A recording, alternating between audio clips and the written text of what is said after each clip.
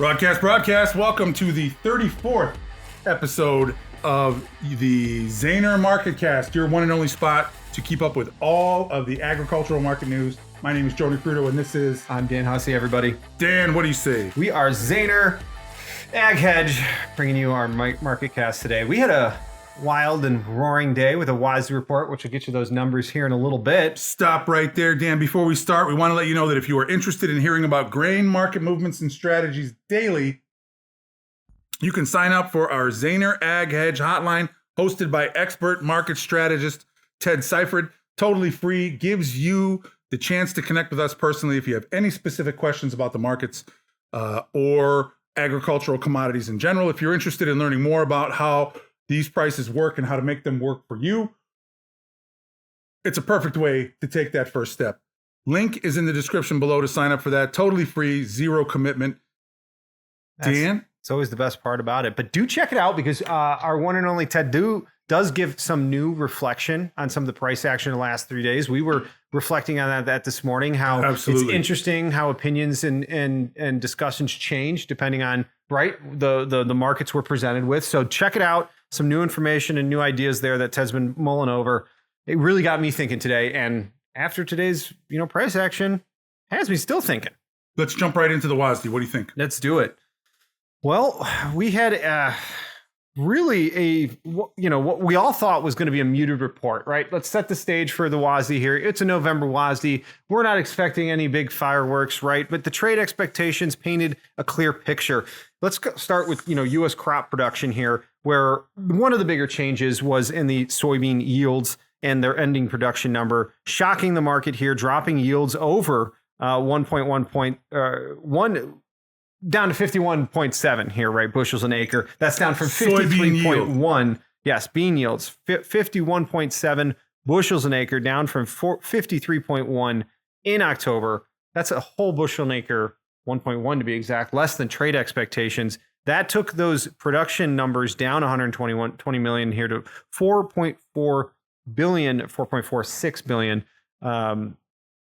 bushels. Zaner favorite news person Karen Braun says, largest October to November yield drop in 30 years. Yeah. Question I have is, is it reasonable to expect more yield reduction in the next report? I don't know the answer to that.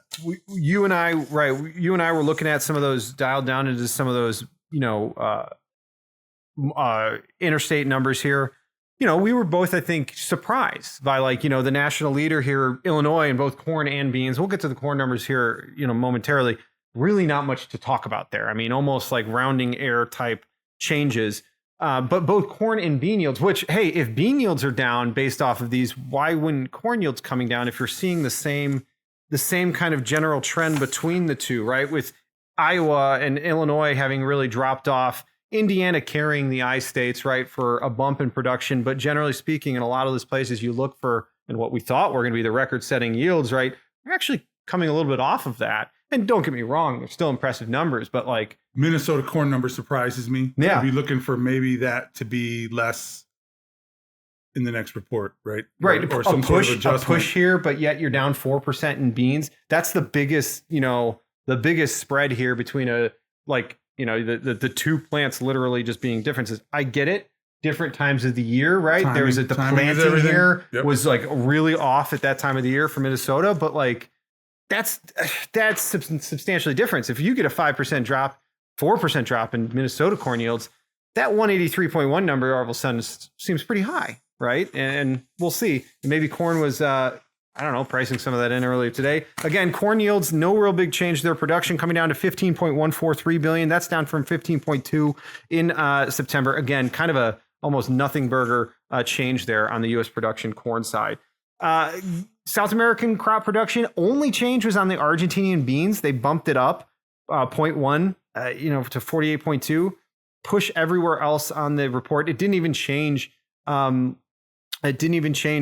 production numbers for South America. So not even a footnote. I am suspicious about the Brazilian production numbers. We'll see. Right, with the weather events we had. We'll see if that changes. Okay. They're acting like it's all planted. Okay. it's going to keep raining. It's going to be the biggest crop in the history of crops. Right. I think that there is some adversity yet to face. It's interesting you point that out, that like there is the probability of weather markets there, and you're not seeing the USDA Nobody's talking about it. Like, okay, that's I guess that's no fine, surprise, right? Somebody, if other folks were here, they would say that's no surprise. That's the way the USDA is going to roll. They're going to slow walk that until they absolutely have to make a change. And maybe it is raining enough. I suppose we'll see. World U.S. ending stocks. Yeah, U.S. ending stocks. Corn. A slight reduction there, right? 1.938 billion bushel. That's down from 1.999. Only about, what is that, 8 million bushel less than the trade guess. I mean, the trade guessed it for all intents and purposes. So I'm not surprised to see a more muted reaction from corn today than the beans. Beans, though, surprising the market here. 470 million bushel, folks. We did it. We're back below 500 million bushel carryout in the soybeans. Trade was thinking we were only going to get a 20 million bushel, 18 million bushel cut actually to 532, down from 550 last month, or the October report there. That's a substantial reduction. And we were talking earlier, the magnitude of that reduction right now, one of the bigger, right? I mean, this is might be right. I didn't write it down. I apologize. But what does happen is if you extrapolate out to world ending stocks, right, those numbers both well below expectations. Trade average 305.70 in corn, 304.14. Beans 134.06, 131.74. The market reacted. That's a big, right? You get that massive chomp into the ground piles globally and domestically. Well, okay, no wonder we were up 20 some odd cents at one point. Not great to see it close that far off the highs on a news shattering day. But as we look at some of the technicals later, I know you and I were discussing how it's not totally surprising on a day like today. Right. And so, and that was my thing, is that while you're watching it, you think, oh, well, this stuff will never be good again if we can't hold these highs. But then you broaden the lens, you move your scope out a little bit, right, and go back to the chart, especially weekly charts. Because we got so focused, I don't mean to cut you off, but corn, wheat, beans, we got so focused in such tight ranges, right? Beans, we were inside of a 20-cent range there for 3-4 weeks, the month of October, end of the month of October into November. Corn much the same way here, inside of a 5-cent range there that we finally busted out. I mean, wheat, but beans still inside of its range, right? Like we're being lulled to sleep. If you look where we were 2 days ago in beans, we were darn near 980. Yes. Okay, and so at one point today we were over 1040. So you went from 980 to 1040 in three trading days, hours, right? With significant volume. It would be unwise to believe that you're not going to get some type of pullback. And lo and behold, when you run into that 1040, 1041 number, what moving average? 100-day moving average at 1041. Right. As well as a downward sloping trend line going back from May through the highs of September, right there. I mean, that's the 100-day moving average, right? But interesting to see it push up into that area, right? Find resistance on a short-term technical basis. And interestingly enough, we were talking about support of the day, 50 to 55-day moving average. Right, so exactly, the other side of the coin of that. Which we held. Right, as support. Well above. Well above. It was yesterday breaking above it, today holding it, and then running up to the next area. Beans opened the week at 996 and a quarter. The high was 1044. Low 982. Last trade 1030 and a quarter. 1030 and a quarter puts us above that moving average, which I believe was 1025, right? Yeah. 50-day moving average. That was up 36 and a half on the week. Up 36 and a half on the week. Funds are still short about 54,000 contracts estimated coming into the day. There is some fuel for continued fire if the funds decide, much like corn, that they have to keep covering that short position.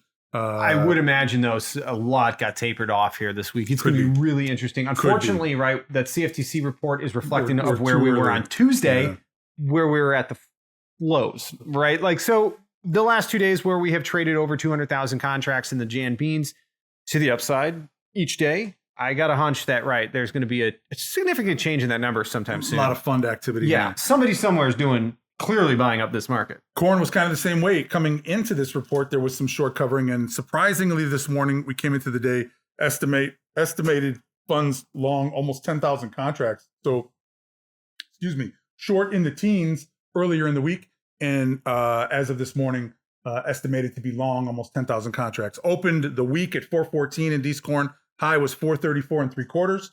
Low 413. Last trade that I saw was 431. That's up 16.5 on the week. And I believe that 431 puts us above the, what is that? The 100-day moving average. The 100-day moving average. So both corn and beans here today was the fight and the break above that 100-day. Yeah, unfortunately, I got December 25 corn in front of me. Did that last week too. But same just as good. Same difference, just a couple pennies different, honestly. But yeah, it's the 100-day moving average across the corn complex there. The 50-day or 200-day is still way, way above us. Too early to talk about that because we're still coming back up in that range we otherwise were fighting down in. 501, right? Yeah, I think that's correct. But genuinely speaking, right? Day. How many days up here have we traded for corn? I'm not surprised to see this kind of explosive price action after how tight and consolidated we had gotten in the row crops. Market had to move. We had good big volume. It's moved. Now we've got to start thinking about, price discovery. And has corn and beans run into short-term resistance? Where's that support perhaps below us if they decide a small short-term pullback? And then again, what are the levels they need to overtake to the upside to continue this upturn if it's going to become something more than just back and fill? Or open interest coming down, volume going up, price going up. Can't ignore it. All of the ingredients for an upside breakout, a technical upside breakout. And I think for those who catch Ted's hotline every day, mentioned that he thought if there wasn't something that came from left field to sort of arrest this breakout, that maybe or most likely the path of least resistance was higher. I would ask this, is that we've got 100-day moving average up at 501 and change. You're currently at 431. We look comfortably broke out. Yes. You've got moving average support at 418 and a quarter and 415 and a half. Where does this? So we have been here before, right? And Adam Packard, shout out to Adam Packard, says take a look at the 50-week moving average. And I didn't write what that number was, but we're right there near it. If you pull up a weekly chart, and I am not sure that I would do this, but if you pull up a weekly chart, look at a 50-week moving average. We're bumping into a 50-week moving average. We've tested it before and could not get above. However, once we comfortably get above that 50-week moving average and likely some previous high here, we're knocking on the door of $5. Sure. I mean, let me ask you this, in not simply just devil's advocate. If it turns back, what's the line in the sand now? I have been saying $4. Watch $4. Watch $4. To the downside. If you're closing below $4, it's not good. But $4 is no longer the number. It's got to be one of these shorter term moving averages. Yeah, I mean, I think the 18-day is still down below 418 and a quarter. It's at 418 now. I'm sorry, 415 and a half. Okay, so it's 18. the bean 18-day moving average is still at 998 or something. Then it's below the big figure. Could be. Yeah, which justifiably so that 18-day moving average on the beans should be dragged up here, right? Because it finally moved. Corn's is a little bit higher, and I wouldn't be hard pressed to say that. Look at those shorter term moving averages in the near term as your short term indicator for any of these markets. They're great long-term trending indicators when the markets finally start to get going. So why not use them in a situation like now where we could ultimately be signaling?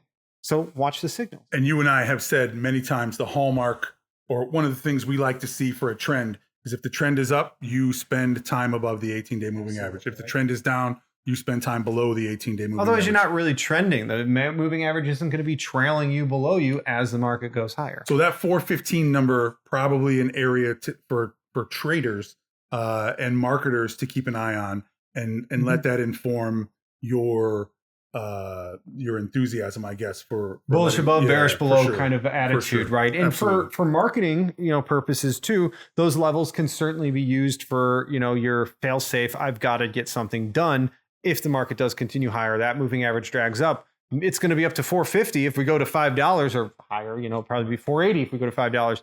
We turn back below it. That can oftentimes be a reason to get some sales done, right? After one of these upturns ends. Because we have been here before, right? Where we've been on the verge of technical breakouts, or we've been engaged in a technical breakout, and 8 trading sessions later, you were finding a low, and you're much lower. Because unfortunately, right, you take the elevator up and the escalator down. I don't feel that, right? The stairs up, elevator down, excuse me. It's not very scientific, right? It's not very scientific, but this does not feel like that. The funds are covering in earnest, and they are long for the first time. And to that point, how long will they be? How long will they get? And will we stay long? Or will this be, unfortunately, you have to remember, we were in a downtrend where they got very short. If this is now the pendulum swinging back to the other side, are we actually going to go and get very long, or are they going to start getting short again? So right? for easy hack for people who might still be in the combine, keep an eye on price action above the 18, above or below the 18-day moving average, and look at that 415 line in the sand, and keep your eyes peeled for price action around that. And that's an interesting, perfect segue into wheat. Unfortunately, we don't have much to say about wheat because it's been just a doji after doji sideways inside of this range for 2 weeks now. But it is proverbially sitting at all these moving averages, which gives it a unique opportunity to kind of watch them as price action develops. And if you're staying above them and we're continuing higher, it doesn't give you as much need as a producer to sell the market, but and get out. But we start to break lower here on the wheat. Boy, that's been consolidation without any real, and accumulation without any real progress higher. I don't have a great feeling if we start to slip below 560 for December wheat. Contract lows are at 520. But hey, we're fighting over that very 18-day moving average, for this last week, trying to get above it. We can do it, man. This is the time, right? This is the ability. We mentioned yesterday that there's fundamentals in there somewhere. Sure. Where the market is maybe looking to see how much has been sold by certain exporters and where the market really stands. And as it gets better at gauging what those numbers are, we might be able to find, you might be able to suss out some direction here. But sort of, my guess is that we will not be in this spot for much longer, one way or the other. I've honestly never seen the wheat market sit still like this for this long. It actually is kind of an anomaly. How about if I read us a little story? News story of the week from Don Jenkins from the Capitol Press. Cattlemen sue USDA over mandatory electronic ear tags. Cow-calf producer organization, RCAF, sued the USDA on October 30th to stop the agency from requiring ranchers who move cattle and bison across state lines to use electronic identification ear tags. USDA overstepped its authority to regulate livestock movements, according to the suit filed in the U.S. District Court for South Dakota. The rule takes effect November 5th. USDA declined to comment on the lawsuit. In adopting the rule in April, the agency said electronic records will help animal health officials rapidly trace back the movements of diseased livestock. RCAF and other rule critics say it will impose costs on struggling ranches. Brands and paper records are sufficient to trace and contain animal diseases, they contend. RCAF was joined in the lawsuit by the South Dakota Stock Growers Association, Texas-based Farm and Ranch Freedom Alliance, and several individual ranchers in South Dakota and Wyoming. Very interesting there as folks partnering up with RCAF. RCAF tends to be one of the more strident organizations and are not afraid to let the fists fly when it comes to things like this. And so good to see, right? Be interesting, fighting on behalf. Yeah, be interesting to see yet another opportunity for the federal government to lean onto producers of commodities. I struggle to guess at what the next thing will be that they think up. I don't know. I'm not even sure how to comment on that. RCAF, way to go. Yeah. You hate to see it. I'll throw out a shout out to anyone who wants to stand up to big government. Right? For sure. Right. So this, sure. not to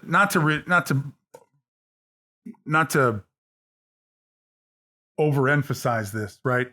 But with this price action this week, I must have not picked up my cattle chart, but I think that it would be easy to see that your recent highs were somewhere in the 189 level, right?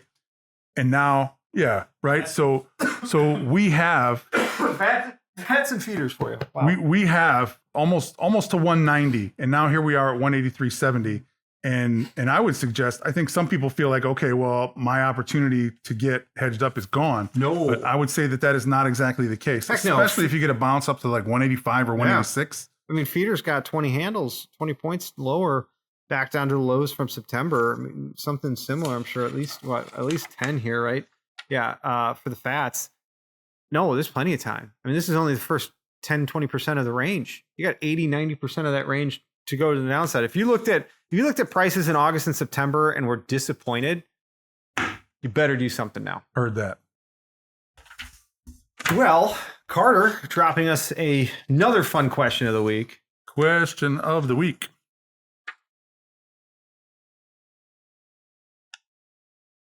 If you could sit down Carter, I'll tell you what, this Carter has got the handwriting of a medical doctor. Do you know what I mean? This is a prescription for confusion is what we've got here. This is not the question itself. So I've been told. I can barely make out. If you... We should make him come on air every week and read you it. should make him read this. Stand right here. Ask us the actual question. That's a good idea. If you could sit down and have dinner with one former deceased U.S. president, who would it be? Man, it's definitely one of the founding fathers. I just don't know which one. Who was the crazy one that drank and had all the fun in the swimming pools? That's my guy right there. I can't. Which one? Tell me who that one was. All right. Definitely wasn't Jimmy Carter. Whoever was, he's not dead yet, right? No, not dead yet. Oh, but he voted for Kamala. Not yet dead. That might kill him. Not yet dead. Yeah, I don't know. One of the founding fathers. I'm just gonna go George Washington. I mean, the dude was. The stories are awesome. Yeah. Kind of simple. Yeah, that's a quick. Kind of simple. Quick. Yeah, but I'm fascinated by those men and the gumption they had to stand up to the biggest empire in the world and say, no, we're good. We'll do it on our own. Thanks. They might have something. But yeah, come take it from us. You know, I like, it's an amazing attitude. But they also set us on a course in this country that I feel like we've fallen away from. And there's definitely interpretation to a lot that they instilled, like our Constitution, that I would love to get their interpretation today. Right? I mean, heck, these guys wrote it. They're smart enough. I would love their opinions now because I think they could be, geez. They'd be like, of course you're supposed to have an AR-15 with the extended mag. That's exactly what we meant. Right? It's like, okay, like I see that meme where it's like, okay, write these again as if you're explaining them to a 4-year-old, right? Like, and it's like, yes, we could use that interpretation too today, but I would love to sit down and have a chat with them because, hey, almost everything in our country is based off of what they sat down and agreed upon. All had very different opinions back then.